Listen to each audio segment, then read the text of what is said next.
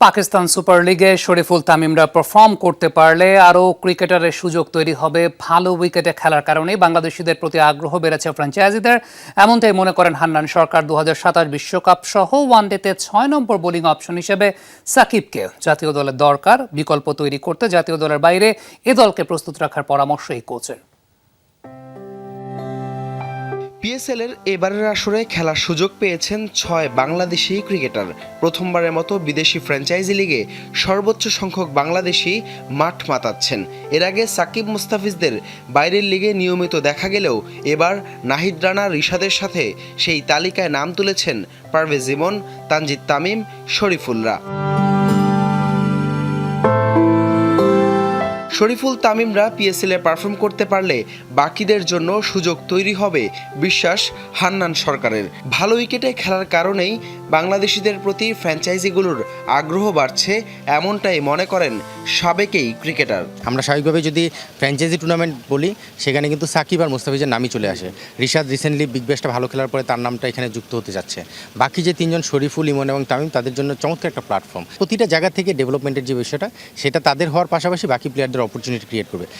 So আলহামদুলিল্লাহ আশা করছি যে এবার 6 জন নিশ্চিতভাবেই যদি তাদের পারফরমেন্সটা পজিটিভ হয়, সেখান থেকে আমাদের সেই সংখ্যাটা হয়তো 6-এর চেয়ে আরও বেশি বেড়ে অন্য কোথাও যাবে। লাস্ট 2 বছর আমাদের যে উইকেটে খেলা হয়েছে, সেটার কারণেই কিন্তু ফ্র্যাঞ্চাইজিগুলো আমাদের প্লেয়ারদের উপর ট্রাস্ট তৈরি করেছে। সবশেষ পাকিস্তানের বিপক্ষে ঘরের মাঠে সিরিজ জয়ের পর নিউজিল্যান্ডের বিপক্ষে মিশনে প্রস্তুতিতে জাতীয় দলের ক্রিকেটাররা ফেরার গুঞ্জন থাকলেও আইনি জটিলতায় আটকে আছে সাকিব আল হাসানের প্রত্যাবর্তন। তবে এই কোচের মতে 2027 বিশ্বকাপ ও দলের 6 নম্বর বোলিং অপশন হিসেবে দরকার সাকিবকে দরকার আসলে, কারণ আমরা যদি দেখি আমাদের টিম কম্বিনেশন, ওয়ানডে টিমটা স্পেশালি যদি দেখি, আমাদের 6 নম্বর বোলিং অপশনটা নিয়ে কিন্তু আমরা কনসার্ন। তো সাকিব আসলে নিশ্চিতভাবেই সেই বোলিং অপশনটাও বাড়লো, সঙ্গে একজন জেনুইন ব্যাটসম্যানও পেলাম। সো সাকিব যদি টিমে ইনক্লুড হয় এবং যদি খেলতে পারে, তাহলে 27 ওয়ার্ল্ড কাপ তো একটা বেঞ্চমার্ক। তারপরেও যদি সে মনে করে বা তার পারফরমেন্স যদি সেটা বলে, সে আরও ক্যারি করতে পারে। বাট 27 ওয়ার্ল্ড কাপকে টার্গেট করে নিশ্চিতভাবে আগাবে। এদিকে বিশ্বকাপ ভাবনায় জাতীয় দলের বাইরে বিকল্প হিসেবে আরেকটি গ্রুপ প্রস্তুত রাখার পরিকল্পনা নবগঠিত নির্বাচক প্যানেলের। আর তার জন্য সবচেয়ে বেশি এ দলকে প্রস্তুত করার কথা জানান তিনি।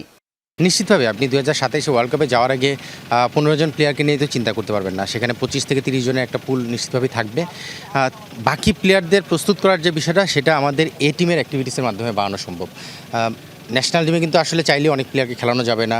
টিমের রেজাল্টের ব্যাপার আছে, আমাদের এখন র্যাঙ্কিংয়ের একটা ব্যাপার রয়েছে। সব কিছু মিলে ওই জায়গাটায় ফোকাস রাখতে হবে।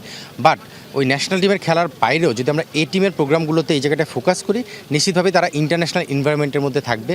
আর সেই পথে বিসিবির জোনাল ভিত্তিক নির্বাচক নিয়োগ দেয়া ফলপ্রসূ হবে প্রত্যাশা হান্নান সরকারের। সেরকমটা হলে নিশ্চিতভাবে তাদের ফোকাস পয়েন্ট আরও বাড়বে এবং তারা ক্লোজলি অবজার্ভ করতে পারবে। হাসান আল মারুফ, যমুনা স্পোর্টস, ঢাকা। জোনালে আরেক